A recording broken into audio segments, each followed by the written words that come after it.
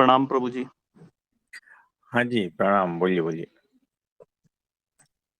प्रभु जी, एक प्रसंग है गीता में, भगवान कृष्ण ने एक जगह पे ये कहा है कि सभी भूत प्राणियों का उत्पत्ति करता, पालन करता, संहार करता मैं ही हूँ। हुँ, हुँ। तो इतना कहने से ही उनके काम चल जाता। उसके बाद उन्होंने 10वें अध्याय में फिर अलग-अलग करके वृतांत दिए कि मैं शस्त्रधारियों में मैं राम हूँ, हुँ, हुँ। सभी इंद्रियों में मैं मन हूँ, वृक्षों में मैं पीपल हूँ। हुँ, हुँ। ऐसे अलग-अलग जगह के उन्होंने दिए हैं, तो खाली यही कहने से भी चल जाता जी, यानी उन्होंने अलग-अलग क्यों वर्णन दिए प्रभु जी ये? देखो, उन्होंने जो कहा है ना कि हाथी में मैं ऐरावत हूँ, है ना? जी, जी, जी, बिल्कुल। और मतलब सर्वश्रेष्ठ मैं हूँ हाँ मतलब जी। प्रकृति में के लेवल से अगर देखा जाए, तो जी, वो सब में श्रेष्ठ मैं हूँ। मतलब जो भी है श्रेष्ठ, वो श्रेष्ठतम मैं हूँ, ऐसा। सारा कुछ वही है, लेकिन जी, जो ताकतवर है ना, उसमें मैं ज़्यादा हूँ। कहने का मतलब ये होता है जी, कि जो श्रेष्ठ है, सर्वोपरि है, उसको पकड़ो, जी, उसमें मैं ज़्यादा मात्रा में हूँ, है ना? जी, तो वृक्ष तो बहुत सारे हैं, लेकिन पीपल का कुछ विशेष दिया हुआ है। तो अगर पूजना है तो वृक्ष पीपल को पूजो। तो जो-जो कैटेगरी बताई है, उसमें जहाँ-जहाँ जो श्रेष्ठ है ना, वहाँ-वहाँ परमात्मा की शक्ति ज़्यादा रहती है। तो इसीलिए अगर पूजा करनी है तो वो श्रेष्ठ की पूजा करो, जब मैं अवेलेबल नहीं हूँ तो। तो जब प्रकट नहीं हूँ तो इनके माध्यम से मैं मिलूँगा। तो वहाँ-वहाँ ज़्यादा मात्रा में परमात्मा है, इतना ही अर्थ है। जी प्रभु जी। उनका ये भी कहना है जी कि मेरे अतिरिक्त और कुछ भी खोजोगे तो माया में ही पाओगे जी। बराबर है। यानी पीपल का जो वृक्ष है, अगर आप पूजा करते हो तो पीपल में छिपे हुए परमात्मा की पूजा कर रहे हो, है ना? जी, पीपल वृक्ष के माध्यम से। अगर आप लोटे की पूजा कर रहे हो तो इसका मतलब ये है कि लोटे में जो गंगा जल है उसकी पूजा कर रहे हो, लोटे की थोड़ी पूजा कर रहे हो। जी, बिल्कुल। तो कहने का उनका यही है। प्रभु जी, जैसा श्री कृष्ण इतनी कुशलता के साथ, इतनी इतनी दहाड़ के साथ ये बोल के गए कि भाई मैं ही हूँ सब प्राणियों का भूत, मैं ही हूँ, मैं ही सबका बीज हूँ। तो क्या कोई हुँ, हुँ। भी आत्मज्ञान को प्राप्त व्यक्ति भी आत्मज्ञान को उपलब्ध हो जाए तो वो इतनी इसी दहाड़ के साथ बोल सकता है जी ये चीज? सिर्फ़ आत्मज्ञानी का ये बात नहीं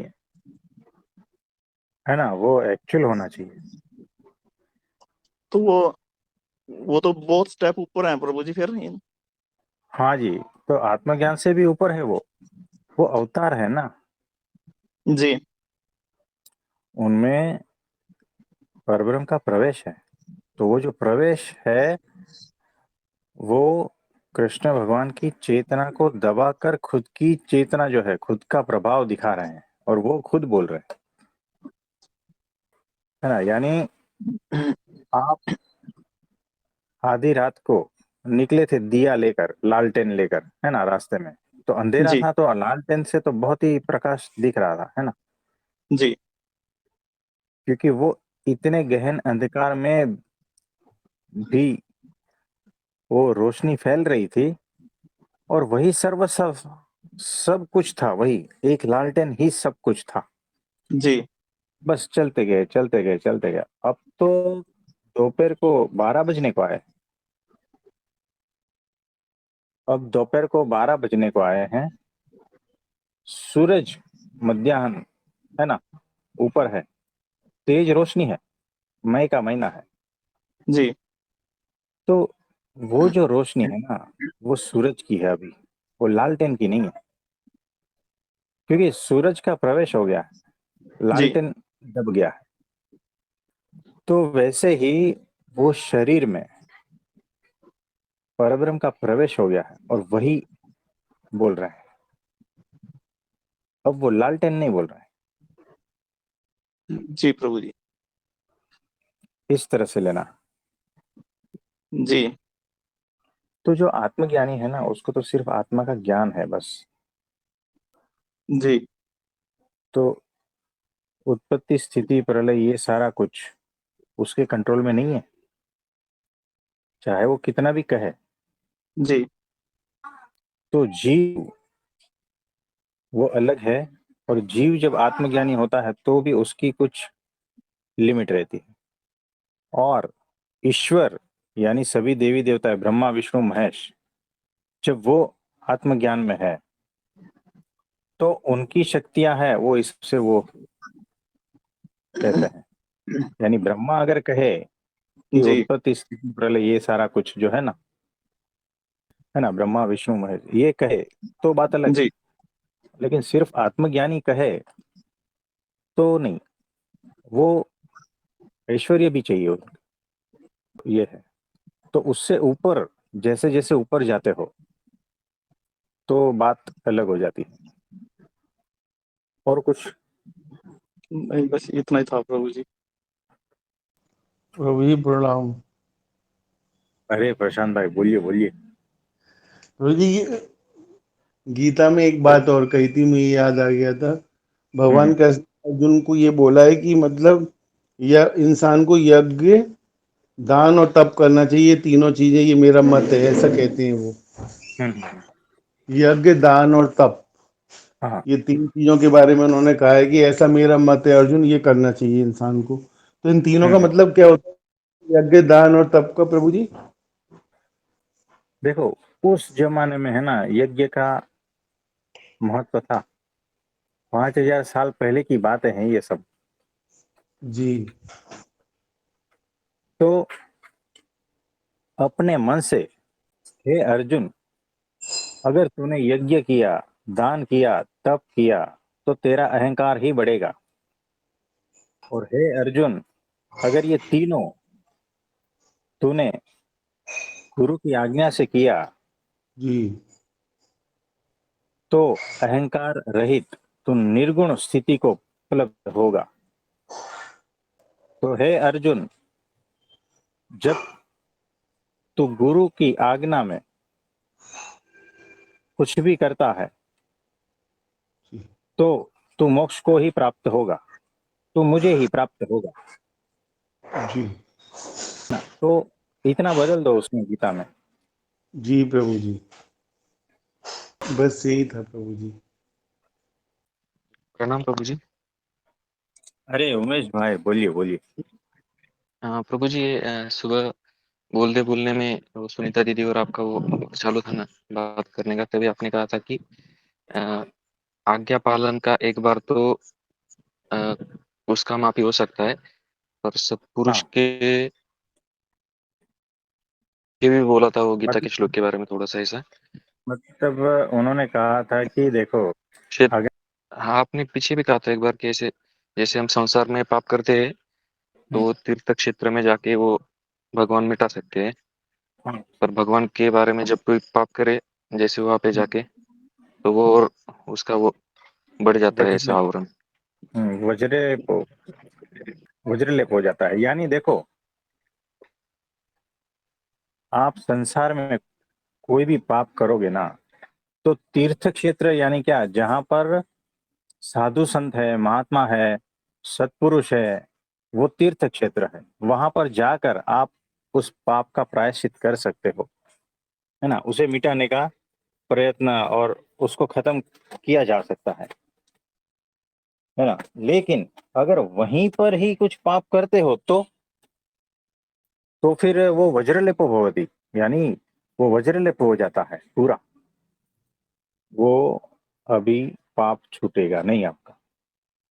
यानी तुम्हारा स्वभाव है चोरी का, दुनिया भर में संसार में चोरी करते हो। अब तुम आए हो महात्मा के आश्रम में, तो वहां पर चोरी छोड़ने के लिए आए हो, है ना। लेकिन कितना भी कुछ करे वो महात्मा, आपको उपदेश दे, ये वो सब कुछ करे, फिर भी आपसे चोरी छूटती नहीं है, और आश्रम में ही चोरी कर लेते हो। अब बताओ, अब तुम्हारा जीव जो है ना पत्थर हो गया है, यानी अब उसमें से कुछ फूटने की संभावना नहीं है। वो बीज जो है ना जल गया, जीव एकदम नष्ट हो गया। यानी वो कितना जन्मों तक अब वो पाप वैसा का वैसा रहेगा, मिटेगा नहीं। यानी उसकी चेतना जो है ना एकदम शून्य लेवल की आ गई है। वो समझ ही नहीं पा रहा है, बिल्कुल समझ से एकदम, क्या कहते हैं, समझ प्रूफ हो गया वो, है ना। जी प्रभु जी, और वो वचनामृत में वो पहले ही वचन में वो आया है ना, इसलिए पूछा मैं। वो पर तो वो वैसे सत्पुरुष ही, के बारे सत्पुरुष के बारे में वो, कि जैसे हाँ हाँ, सत्पुरुष के नजदीक आके जैसे कुछ, जैसे अच्छी बातें भी बढ़ती है, पर अगर वो आप थोड़ा सा गलती से करते हो सत्पुरुष को देखने के दृष्टि के बारे में, तो वो भी उसी तरह से बढ़ेगा, और वो भी खाली सत्पुरुष ही मिटा पाएंगे बाद में, बाकी कोई नहीं मिटा पाएगा फिर बाद। तो ये कौन सा वचनामृत में है? वो जो आया ना कल का, वो मैं पहले दो जो पढ़ रहा था ना, पहला और दूसरा, और उसमें ये वो, हाँ वही था प्रभु जी, और कुछ नहीं था। कि वो जो आया ना वर्णन, कि जैसे तो गीता में है, पर यहाँ पे वो ऐसे सत्पुरुष के बारे में दिया है, कि सत्पुरुष के भक्तों के बारे में भी। जैसे उसमें क्या ऐसा था कि भगवान का चरित्र का वगैरह वर्णन करते वक्त अ, हम्म, कुछ ऋषियों ने, आचार्यों ने ऐसे थोड़े से रसिकता पूर्वक किया है उसको। हाँ, हाँ, तो वो करते वक्त जैसे कुछ अतिशयोक्ति हो गई ना, हम्म, तो भी वो तो दोषी लगता है ना उसका, क्योंकि फिर वो समझने वाला और समझाने वाला, वो दोनों को दोष लगता है। इसके बारे में था वो, तीसरा तीसरा वचन अमृत में था वो। और वो ब्रह्म क्षेत्र कृतम पापम का वो है ना श्लोक, वो हाँ जी, हाँ जी, सत्पुरुष और भक्तों के बारे में दिया है उधर उन्होंने ऐसा। हाँ जी, तो बराबर है। तीर्थ क्षेत्रों के बारे में है, पर यहाँ पे वो सत्पुरुष और सत्पुरुष के भक्तों के बारे में भी दिया है। तो फिर वो हाँ, महालक्ष्मी जी बराबर। का और राधिका जी का वो वर्णन आया था थोड़ा सा ऐसे। तो बराबर है। तो तो देखो इसमें ऐसा है कि उस जमाने में जो कहा है वो ही चीज इस जमाने में कहा है, शब्द के थोड़े इधर उधर हो गए हैं, है ना। क्योंकि जी जी प्रभु जी। वो बात आप इस जमाने में नहीं समझ पाओगे, इसीलिए इस जमाने की बात कहे। और ये भी जो है 125 साल पहले की बात, है ना। तो आज के तारीख में जो है ना, सत्पुरुष जो प्रकट कहते हैं ना, वही सत्य, सारा सार यही आता है। जी प्रभु जी। तो ये बात है। प्रभु जी प्रणाम। हाँ जी, अनिल भाई बोलिए। प्रभु जी सतोरी के बारे में बताइए प्रभु जी, इसमें क्या क्या अनुभव होता है, मतलब क्या चीज है ये सतोरी? देखो ये कैसा है कि समाधि जब होती है, निर्विकल्प समाधि, उससे पहले की कुछ झलकियां जैसी होती है ना, उसी को ही सतूरी कहते हैं। जी। मतलब वो कुछ दिनों तक चलती है, फिर वापस नीचे आ जाते हो, और समाधि जैसी ही स्थिति, मतलब ये एक जोन है, जोन ऐसा समझना, और जी। कुछ नहीं, है ना। ध्यान और निर्विकल्प समाधि, उसके बीच की जो अवस्था है ना, ऐसा है। जी प्रभु जी। तो बातें सिर्फ शब्दों में नहीं रहनी चाहिए, है ना। और वो जब अनुभूति में आए ना, तब भी आप समझ पाते हो एग्जैक्टली ये जो कह के गए हैं ना, वो क्या कह के गए। और कुछ कहना चाहोगे? नहीं प्रभु जी। प्रभु जी प्रणाम। हाँ जी, बोलिए बोलिए।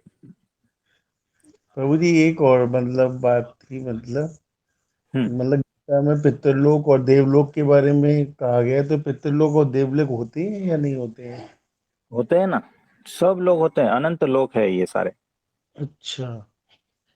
है ना। सबके अलग अलग लोक है, वहाँ वहाँ ये लोग रेस्टिंग करते हैं अच्छा। और फिर वापस आते हैं। अच्छा हाँ, यही मेरी शंका थी प्रभु जी। हाँ, मनुष्य अब शरीर में क्लियर वापस हो आते गया हैं। कि मतलब वहां जाने के बाद फिर वापस आना पड़ता है मतलब। हाँ, जब तक मोक्ष नहीं होता है ना, तब तक बार बार आते हो, चाहे जी। किसी भी लोक में चले जाओ, जी प्रभु जी। किसी भी देवता के लोक में चले जाओ, जी प्रभु जी। चाहे स्वर्ग में चले जाओ, नरक में चले जाओ, कहीं पर भी चले जाओ, कर्मों का जी हिसाब प्रभु। चुकाने के बाद में वापस मनुष्य में। जी प्रभु। तो ऐसा है। प्रभु जी एक और पूछना था। हाँ जी, बोलिए। प्रभु जी अभी आज जब घर को आया ना, तो हम्म। ऐसे ही माँ से बात हो रही थी। तो यहाँ हम्म। पे हमारे तालुका में वो शिव महापुराण का वो बहुत बड़े वो है, वो देश भर में ऐसे कार्यक्रम देते हैं ना। तो वो हाँ चालू था कार्यक्रम 7 दिन से। तो हाँ। ऐसे ऐसे बातों बातों में निकला ना। तो अभी इन देखने वालों का और भक्तों का कैसा रहता है उसको देखने का, कि हम्म। वो करने से इनको इनको इतना फायदा हुआ। इनका एक किडनी नहीं था, वो आ गया, इसकी शादी हो गई, इनको सरकारी जॉब लग गया, ऐसा वैसा। और वो कथाकार भी वो ऐसे ही आगे करते हैं कि इसका ये फल मिलेगा आपको। हाँ। तो फिर ये दोष में नहीं आता ऐसा, चमत्कार को बता के फिर। देखो, चमत्कार कैसा है कि चमत्कार से जिसको श्रद्धा बैठती है ना, उसके लिए फिर चमत्कार बंद हो जाएगा तो वो श्रद्धा उठ गई, है ना। मतलब इसमें दोष में नहीं आता, क्या दोष में नहीं आता। मतलब जैसे अभी अभी हमारी माँ का, वो उनका कुछ तो ये रहेगा कि ऐसा ऐसा होना चाहिए।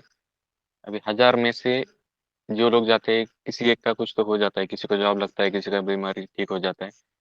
और हाँ हाँ ये जो ये भगवान हमारा करेगा, तो हाँ मैं ऐसा दिन अटेंड करूंगे। तो ये जो कथाकार वगैरह है, जो पूरा इतना लाखों का समुदाय रहता है, हाँ ये हाँ। ऐसे चमत्कार चमत्कार ही बता रहे हैं ना भगवान का, अगर आप हम्म। करोगे हम्म। तो ऐसा चमत्कार आपके साथ होगा। हाँ हाँ।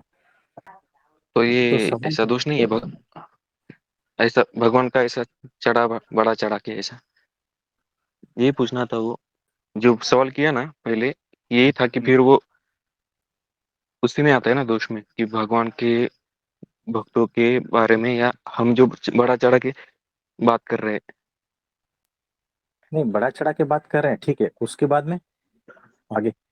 अजय, तो जैसे तीर्थ क्षेत्रों में जाके भी पाप कर्म हुए, तो वो हम्म। पाप लगता है बहुत बड़ा से। पर अभी ये आध्यात्मिक कार्यों में भी, जैसे अभी बहुत जैसे बड़े बड़े संत लोग, संत ही नहीं बाकी कुछ ऐसे कार्यक्रम रहते हैं, हम्म। तो वो बहुत ऐसे कि ये होगा वो होगा, और लोग भी फिर वो अटेंड करते हैं ऐसे। तो ये ठीक है क्या ऐसा चमत्कार को देख के, तो देखो ये चमत्कार कैसा को है, सोच के पूजा करना। उनके पीछे उनका मकसद क्या है ना, वो जानना पड़ता है। ये जो कह रहे हैं उनके पीछे उनका वृत्ति क्या है, वो हिसाब से उनको फल मिलता है ना। यानी लोग तो बहुत आएंगे, पैसा भी बहुत आएगा, मान सम्मान प्रतिष्ठा भी बहुत होगी, लेकिन उसके पीछे यही सब था क्या। यानी लोगों को अगर मोक्ष के मार्ग से हटा देना है, भ्रमित करना है, ये भी तो पाप हो गया ना। और जब खुद जानते नहीं हो तो, और लोगों को जो कहते हो, तो वो भ्रम वाला ही रास्ता हो गया ना। आप समझे। जी प्रभु जी। और जैसा यही अब हम अगर बात कर रहे हैं किसी को, जैसे मैं समझा रहा हूँ फिर घर वालों को कि ये ऐसा नहीं है, वो जो कह रहे हैं वो हम्म, कुछ मतलब तो वो मुझे वो तो दोष में नहीं आता ना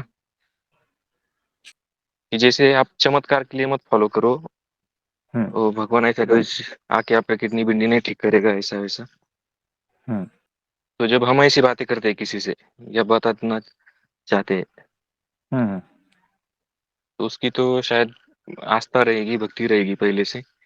पर जब हम्म। ऐसे समझाते हैं ना हम तो उसमें हमको दोष आता है क्या फिर? वो आपको समझाते हैं तो दोष किसको लगता है ये? मुझे नहीं, मैं अगर समझाता हूँ मेरी जो किसी ये कार्यक्रम कर रहा है और मुझे बता रहा है कि वो महाराज इतने बड़े हैं कि उन्होंने 10 हम्म, लोगों का ऐसा किया, इतने हाँ, पेशेंट अच्छे हुए और इतना लोगों हाँ, के साथ चमत्कार हुआ, तब मैं उनको बता रहा हूँ कि हाँ, हाँ, ऐसा नहीं होता। अगर भगवान है तो वो ये करेगा ही नहीं, वो पहले आपको बातें दिखाएगा फिर वो आगे लेके जाएगा। पैसा वैसा भगवान को क्या करना ना।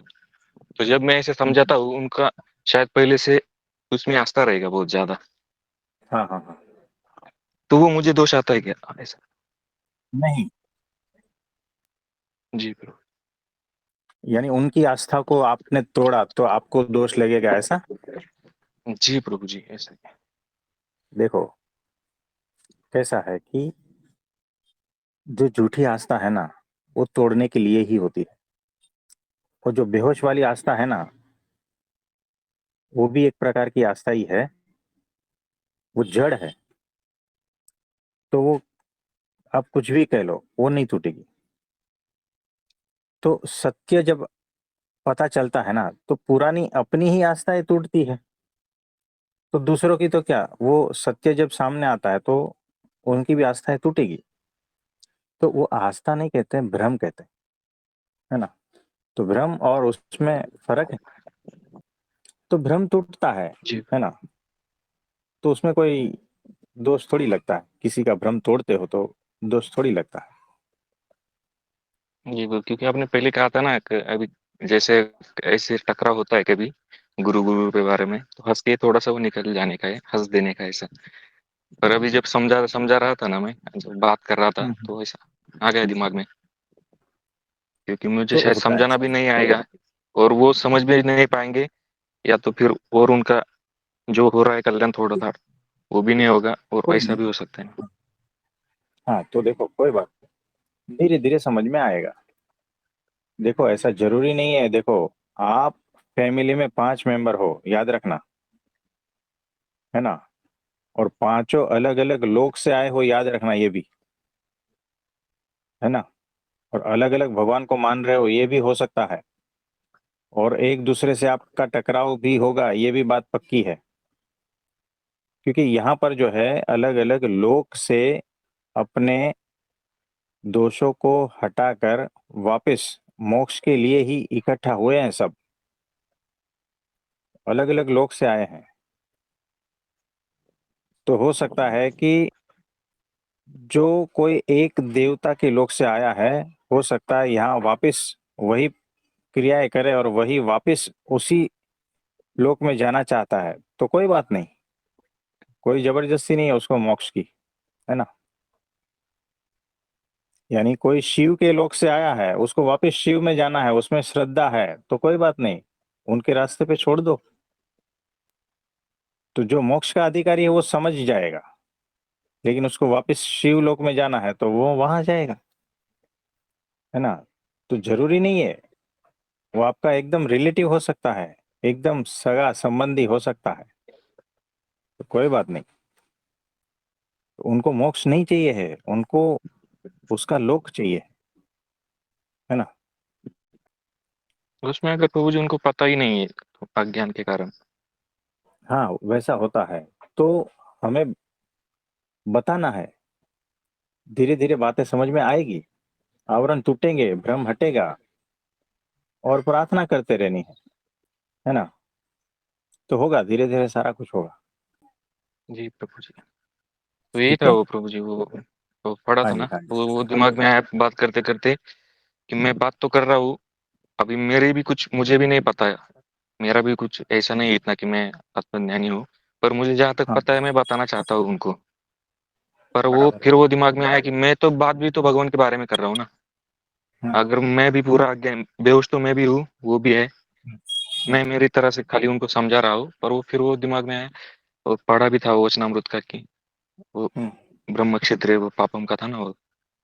हाँ हाँ तो वो जो मैं समझा रहा हूँ उनको, वो तो उनके भक्त है ना, हाँ हाँ, तो मैं उनको वहां से हटा रहा हूँ।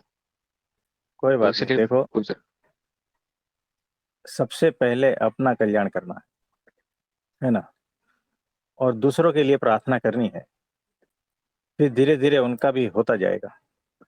ठीक है। जी प्रभु जी। हाँ जी। तो शशि भाई, जी प्रभु जी। तो एक वो आपको भेजा है, जोई मूर्ति मनोहर तारी जो रात, म्यूजिक। हाँ, कल वाला वीडियो हाँ जी आपको प्रभु जी, भेज आया दिया। है, टेलीग्राम पे आया है जी।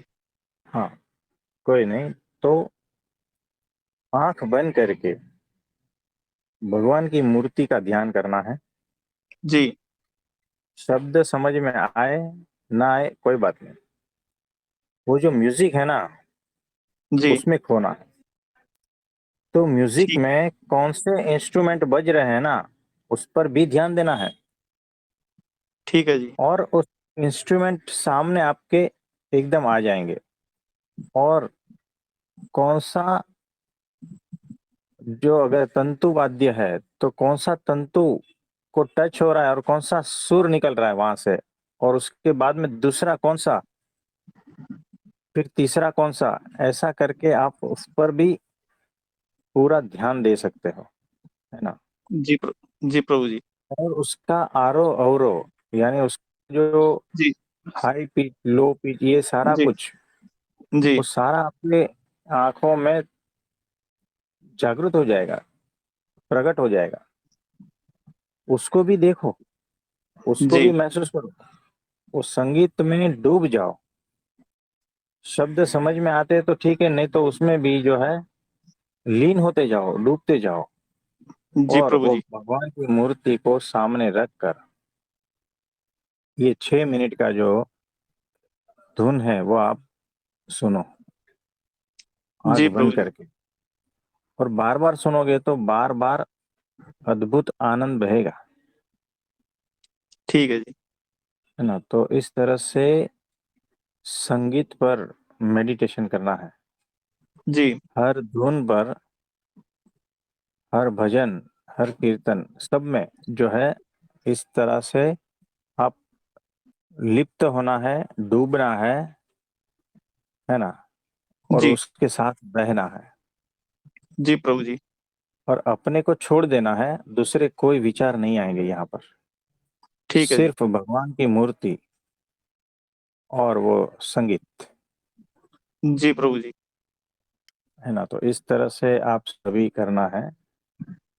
तो कल है एकादशी, और सभी के लिए प्रार्थना करते हैं, सभी के देश काल शुभ हो, और सब शुभ संकल्प पूर्ण हो, सब सुखी हो, ऐसा भगवान से प्रार्थना करते हैं। और कल निर्जला एकादशी उपवास है, तो जो जो निर्जला उपवास रखेंगे, परमात्मा उनके भीतर से प्रकट होंगे। सबको बहुत बहुत आशीर्वाद है।